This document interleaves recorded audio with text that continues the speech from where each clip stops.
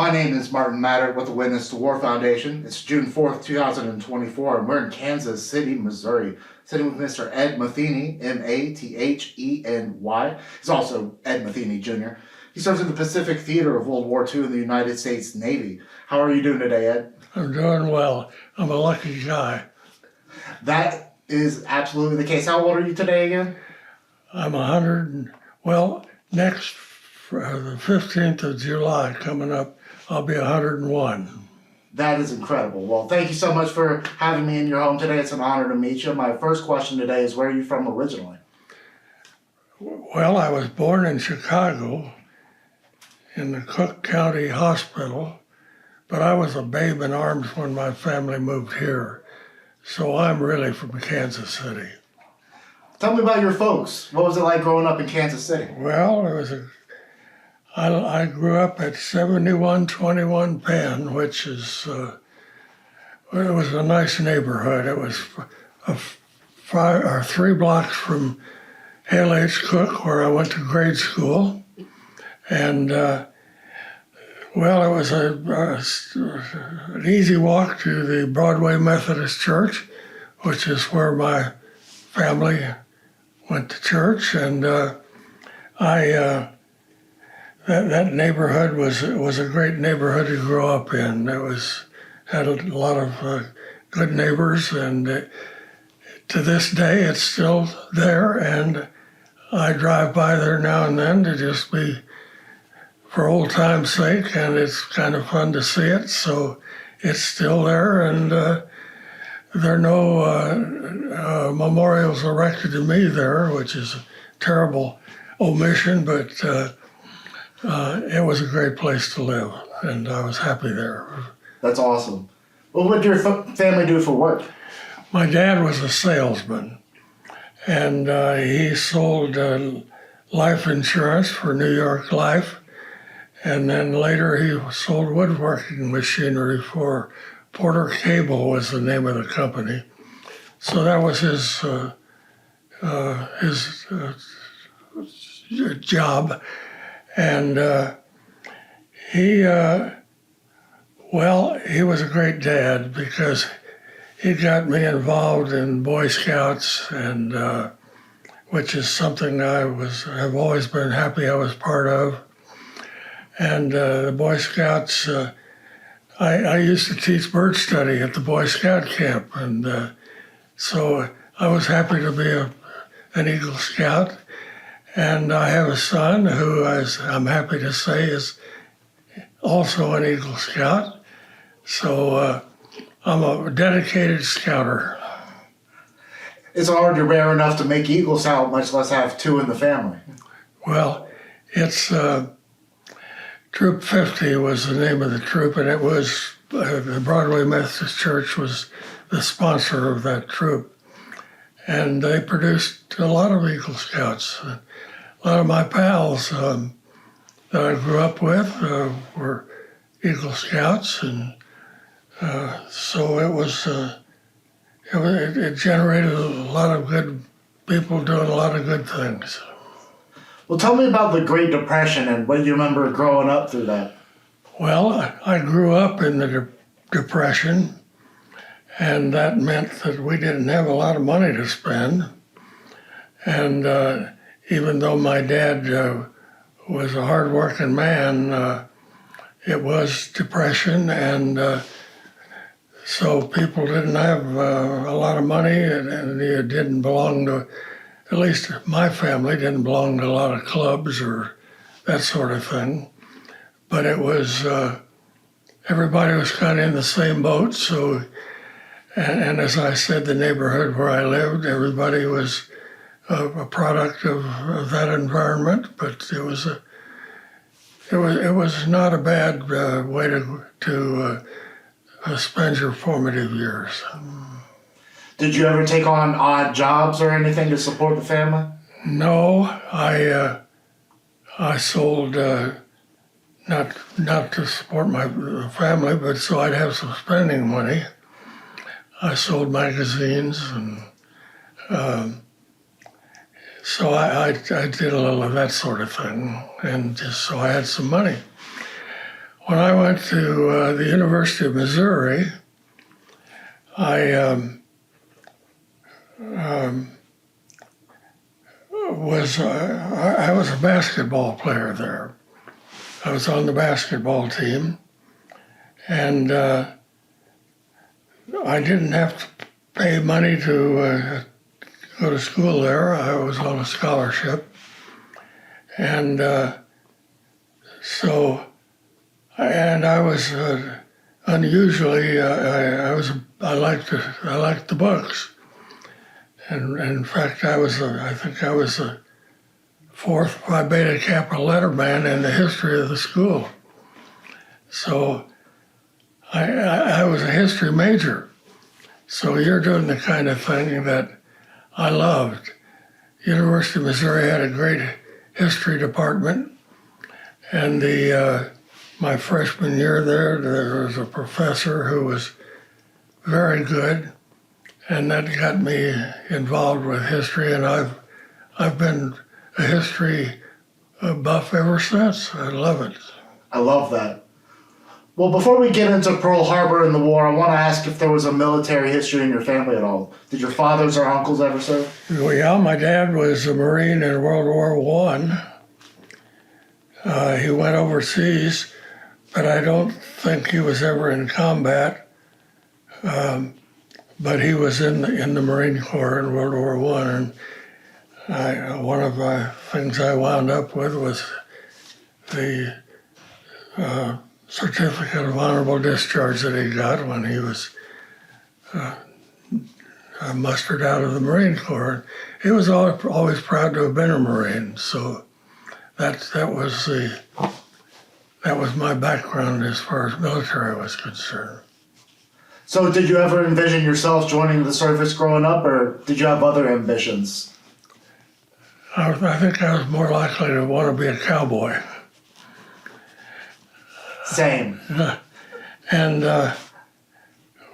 well, we had a movie theater in Waldo, and the Saturday matinees you could go see the cowboy pictures, and it was 10 cents for the movie, and I spent a lot of happy Saturdays there for my dime, watching John Wayne and other cowboy heroes. So yeah, I was, if I wanted to be something of that nature, I was a cowboy. So let's hop into 1941 and talk about Pearl Harbor, where you were that day, what you remember about the attack. Well, I was on the basketball team at the University of Missouri, and it was my sophomore year. We had a trip lined up to the basketball team to go by train to the West Coast, and on the way played Gonzaga. And when we got there, we played the University of California. But before we took off on the train, the Japanese bombed Pearl Harbor. And my big concern was, will they call off the basketball trip? They didn't, so as I said, I got to make the trip. And In the day of Pearl Harbor, you were on your way to a basketball game. They didn't cancel it. I imagine no, they didn't. We went ahead. I imagine the mood in the room was a little bad. Oh yes, I was actually the war started. I was in the Sigma Chi house, and before we ever made the trip to the West Coast, I remember sitting there with my fraternity brothers and listening to the whatever the radio was. It wasn't television then, but listening to all about the war on the radio, and of course we were all knowing that that meant us. So we listened to what was going on the Atwater Kent radio, as I recall. So as I understand it, if you were in college, you could defer from the draft until you graduated. Is that correct? I don't remember. That wasn't true of later years. for example, my son. But I'll tell you, there was a Navy program of V7, which was deck officer training. And so I got into the V7 program, and they sent me to midshipman school. And at this juncture, I was really through with the University of Missouri. I was in the service now. They sent me to midshipman school at Plattsburgh, New York, on Lake Champlain. And that was a deck officer training school, really. And the guys there almost all wound up in landing craft in LSTs and LCIs and the like. And off they went to aboard landing craft. I was not sent to that. I fortunately they sent me to Pearl Harbor, and I think I looked pretty good on paper. Was probably the reason for that. Just so I make sure my facts are straight, you had your degree when you went to midshipman school? Yes. And that was 1943 you went to there? Yes. Well, tell me about midshipman school. What do you remember about the training? Well, it was small boat training, and you were learning how to handle small boats. And there were classes where you learned about navigation and things that were anticipated you would need to know when you became an officer aboard a ship. And that was at Plattsburgh. And as I said, my classmates all in fact went aboard small ships, and I was the exception. I didn't know when I was well off. I really, I had the idea that the real sailors were on destroyers. So when I got to, when they sent me to Pearl, I talked to an officer, and he said, "You're going to be in the sink pack officers pool." And dumb me, I said, "I want to be on a destroyer." And he said he didn't give a damn what I wanted. I was going to be in the sink pack officer school, which meant that that officers pool, that it was from that thing that they told me that I was going to be a part of sink pack. I'm sorry. Oh, quite all right. Well, I wanted to ask about going all the way from New York to Pearl Harbor. How'd you get there, and anything memorable happen on the way? Well, I was on, when we left midshipman school, we came through Kansas City, and I changed trains at the Union Station, and my folks came down to meet me, and I was going at that juncture to board the Santa Fe Chiefs.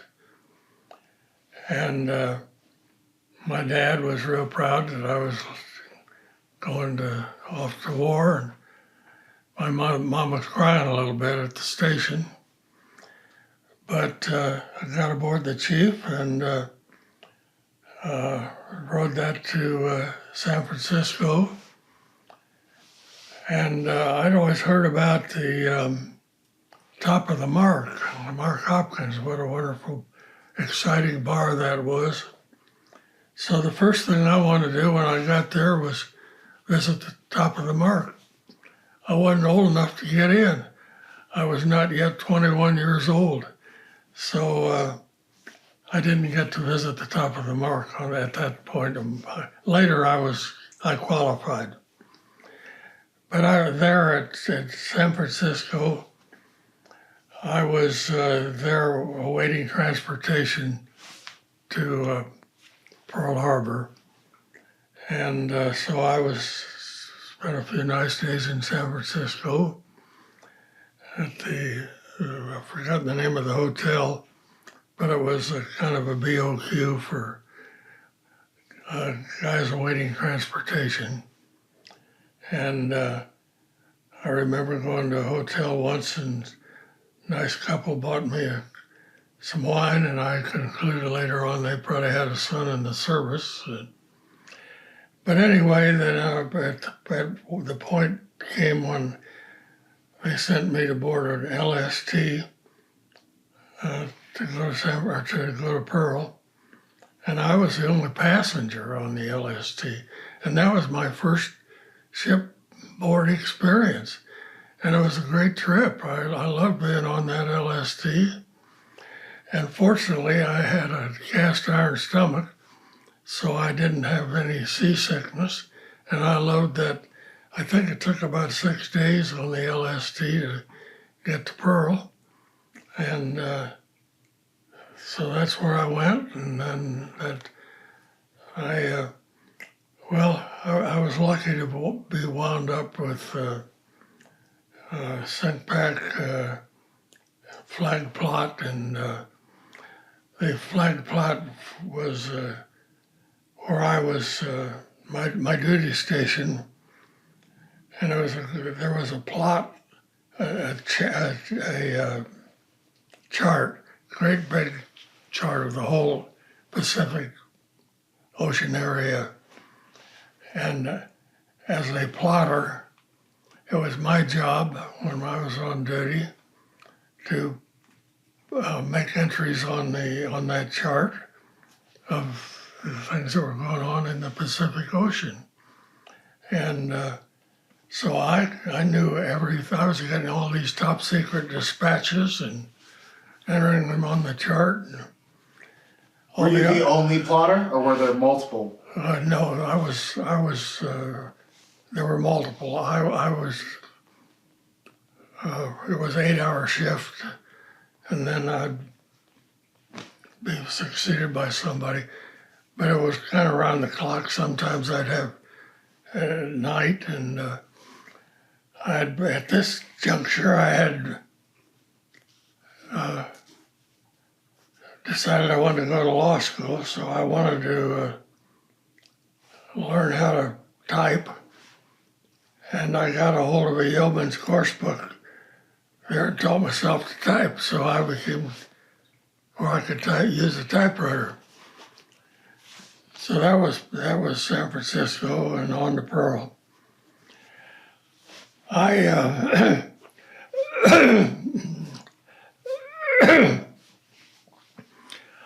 was with SINCPAC at Pearl, and then. Do you remember the ship you took over to get to Pearl Harbor? Well, it was an LST. It was just a small boat. I remember the ship, because when Nimitz set up an advanced base on Guam, I went with him to Guam, and I remember I was the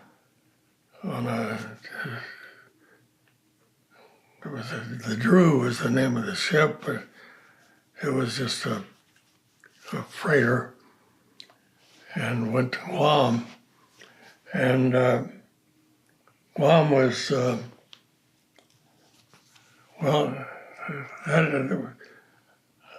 was on Guam when FDR died, and we had a new president. Now, I was from Kansas City, and I'd grown up in Kansas City, and the Kansas City Star was not very kind to Harry Truman. As far as the Star was concerned, he was a senator from Pendergast. So I grew up not thinking very well of Harry Truman, based on what the Kansas City Star had me thinking. there I was on Guam, and all of a sudden, this guy from Independence was now our president. And my shipmates on Guam, knowing I was from a neighboring town, what about this guy Truman? I said, boy, are we in trouble. Because all I knew was what I'd gotten from the Kansas City Star. Well, he saved my bacon because I went from, by the time I got to Guam, I transferred to the Fifth Fleet staff, and that was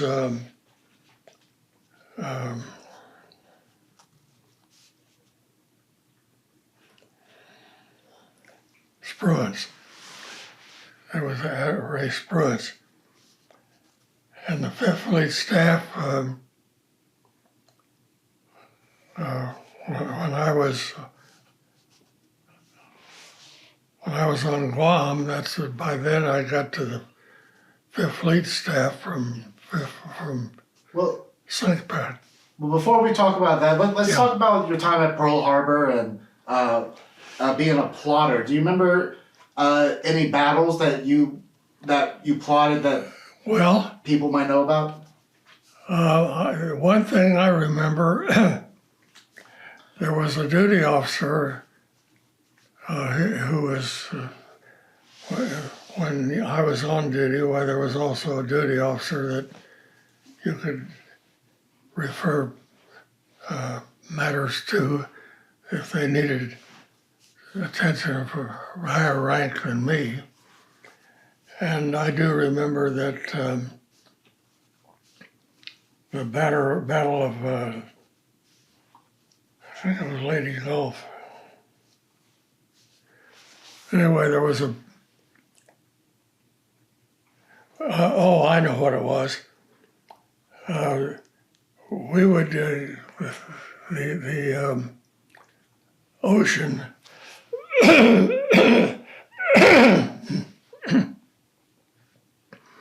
the ocean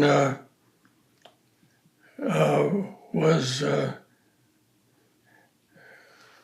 well, we knew areas of the ocean where our submarines were. And there were submarine lanes where they could go from their assigned areas to another part of the ocean.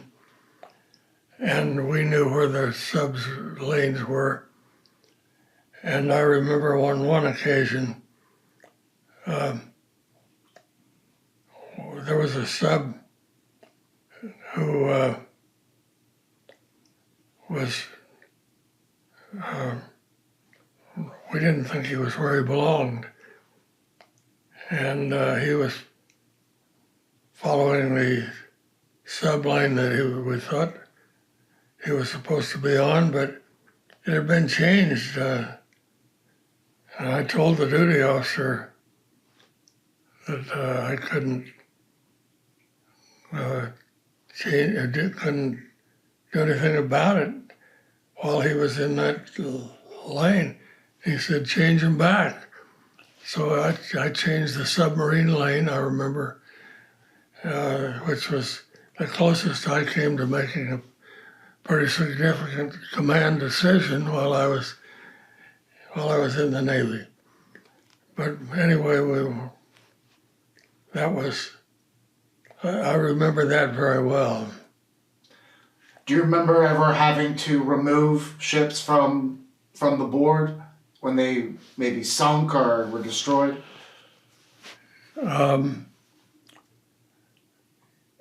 Well, yes, we would get dispatches indicating that a ship was gone, and on the plot you just indicate that where it happened. Yeah. That must have been tough, knowing that there were men on those ships. Yes. Yeah. Well, as I said, I was very lucky because I was privy to all the top secret things that were going on, and officers were coming in looking over my shoulder to see what was going on, but nobody was shooting at me, which made for a pretty good war experience for me. Did you ever encounter Nimitz or any of them? Oh, yes. Yeah, I saw Nimitz when he set up his advanced base on Guam. He liked to walk, and I would see him out for a morning stroll, and he was kind of a fatherly figure. I can remember him saying, "Good morning, son," to me, and I saw him, and I saw Spruance aboard his flagship when I was on the New Jersey. So I did see those guys, those gentlemen, and they were real great men. Great men. So you were telling me they moved you down to Fifth Fleet on that advanced base on Guam. What do you remember about staying on the island? Anything stick out to you about being on Guam? Yeah, there were a lot of Japanese still there at large, and they were in caves and off in the woods, and they were not trying to kill anybody. In fact, we'd go to the movies, and they'd be showing the movies, outdoor movies. Now and then they'd be sitting there on the edge of the woods watching our movies, the Japanese. So it was not a bad experience at all. Did they ever drop any mortars or anything on you? No, by this time they were harmless, which didn't mean they would surrender. They didn't surrender. They had this code, I think it was called Bushido, and they were not, you were a real coward if you gave up. So they didn't give up, but on the other hand, they weren't trying to kill anybody either, so it was okay. So either between Pearl Harbor or Guam, was there anybody you got particularly close to while you were out at sea, out in the world? Well, there was a fellow named that was an ex-border patrolman who was in flag plot with me on Guam. I remember him. His name was Don Cheney, and I remember him well. He was just a good friend. And we had a basketball team on Guam, and so I played with them. We had a lot of fun doing that. And when we got to Japan, there was an old warehouse where we had a basketball court. And that was fun, but the problem was they had some diseases there that you could contract. I remember getting floor burns, which when I was playing basketball in college, the floor burn wasn't anything significant. But I got really sick with floor burns, and that was the first time I had penicillin, which was a new medication. And in fact, they really didn't know how much to administer, and I wound up being where I couldn't take penicillin. They gave me too much, and all the rest of my life, I couldn't handle penicillin because I'd been over-doctored with penicillin in Japan. So I was a guinea pig. That is incredible. I had no idea about that. Yeah. So did you stay on Guam until the end of the war? Um,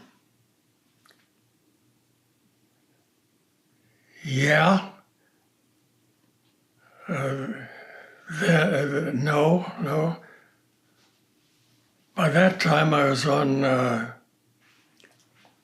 Oh, you said you went on the New Jersey later? But by that time, I was at.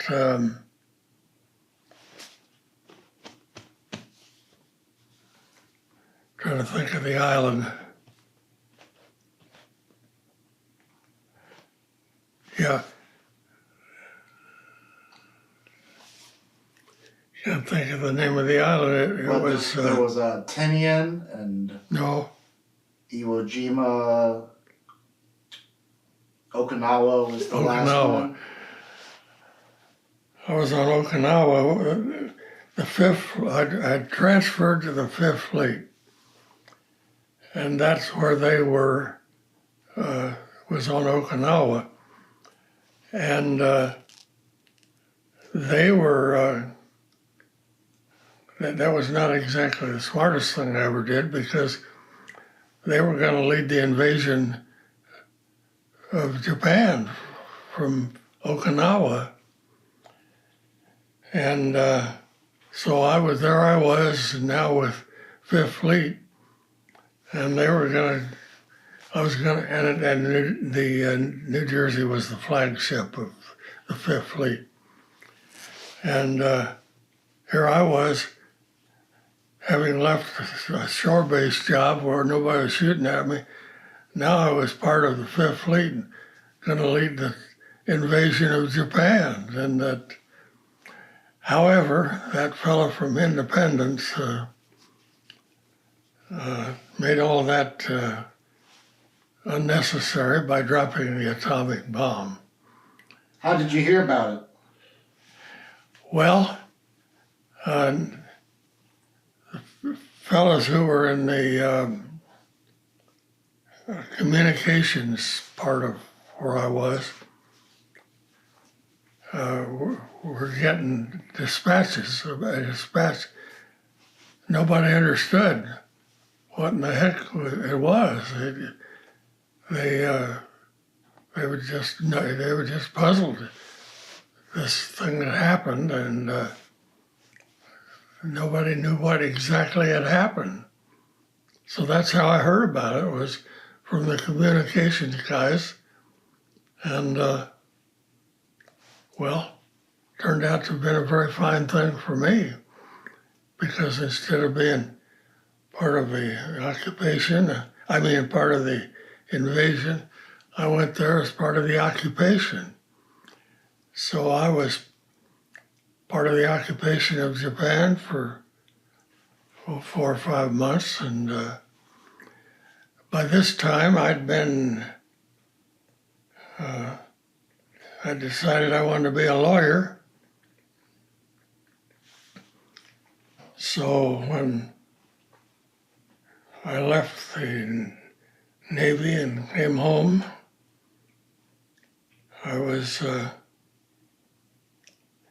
I'd heard about Harvard Law School and that was the best, so I wanted to go to the best.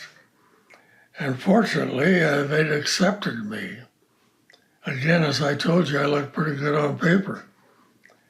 And there was a Harvard Law School professor, Warren Abner Seavey, who had made it his mission to get guys from the service into Harvard Law School.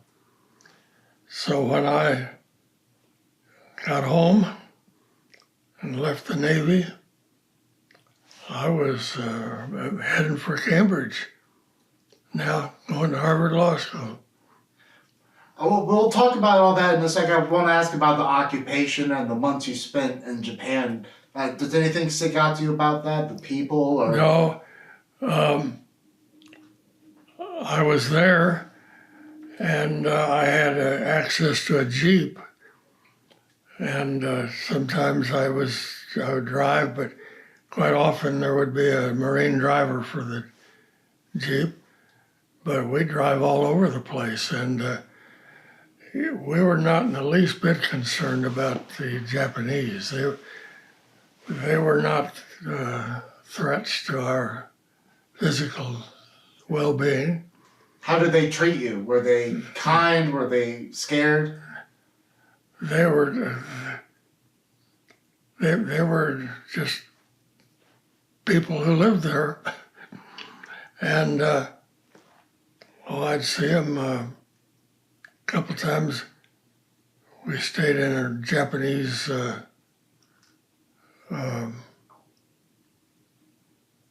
hotel.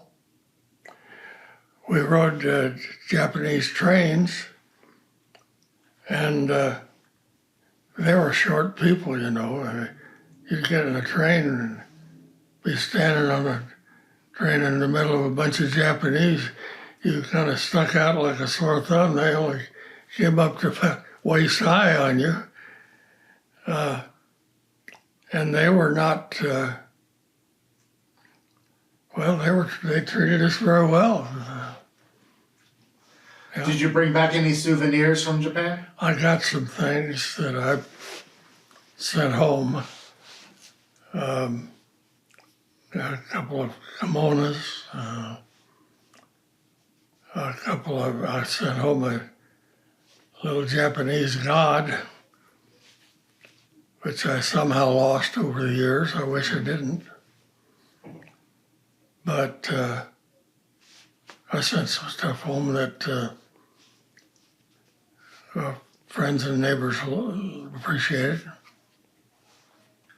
So, you were saying you went to Harvard Law after, did you have a particular point of study of law? Were you a criminal lawyer? What sort of law did you study? Well, criminal law was a course you took your first year, and that was the only criminal law you took.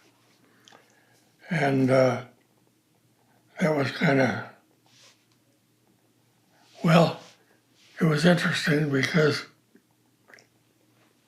one of my classmates was a fellow who had his PhD in math from MIT or someplace. And I thought he was going to do very well. He really didn't, because a mathematical mind wasn't really it for lawyers. There's a lot of abstractions, Yes. concepts. Yeah, and you didn't have to have a precise answer like a mathematical person would have. So so he didn't do very well. In fact, he busted out after his first year in Harvard Law. Here's this hotshot with a PhD from MIT flunking out after his first year at Harvard Law. So, but my classmates and I we were typical. They were Ivy League guys, except me from the old State U. And I found out that as a history major from the University of Missouri, I was as well prepared to handle things as my classmates. And it was a very fast track. Any of those classmates stand out in your mind? Well, yeah, I don't know what their names were. One became a governor of, I think it was Virginia.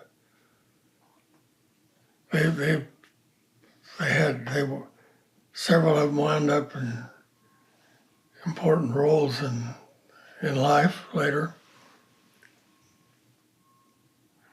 But anyway. That's awesome. They were good guys.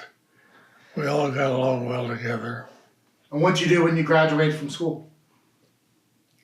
I came to Kansas City and went to work at a job that I had already lined up. While I was in law school, when I'd come home for vacation or whatever, I got a job at a firm which was a small firm. There were only maybe 5 or 6 guys. but that's still there, and now it's Hush Blackwell, and it's enormous. It's all over the world. There were a period of several years when it was Blackwell, Sanders, Matheny, Weary, and Lombardi. And my name was in the firm for, I don't know, 30-some years. And, but anyway, I've been glad that that's where I went, because they also encouraged me to get involved in civic matters. And I was very glad that I'd done that. I got involved with, the Episcopal Church. I became Chancellor of the Diocese of West Missouri. And I also became the president of St. Luke's Hospital. And you had to be an Episcopalian to be on the St. Luke's board till that changed. And I changed it. I changed it to put my good friend Henry Block on the St. Luke's board, which was the best thing that ever happened to St. Luke's Hospital. Henry was a pal, and we've got a wonderful science division at the hospital. That's great. That's thanks to Henry. And you were telling me you started a public broadcasting station here? Yeah, one of my clients was the school district of Kansas City. And that got me involved in a lot of interesting things. And, but one of the things that they did, they had, before there was public television, they had instructional television, and they had TV sets in the classrooms. And then along came PBS, and I could see that the school board wasn't the right ones to have running the public television. So I incorporated them, made myself the first president, and that was the beginning of KCPT. And so I've really enjoyed that connection ever since. I was pleased that I got it started there, and I still love watching it. And you were telling me you had a few great grandchildren now. Tell me about your family. Well, my daughter Nancy lives in Easton, Pennsylvania. She was with Hallmark for a lot of years, and when they acquired a property back in Pennsylvania, they sent her back there to run that. When she retired, she stayed there. But she has a daughter, my granddaughter, in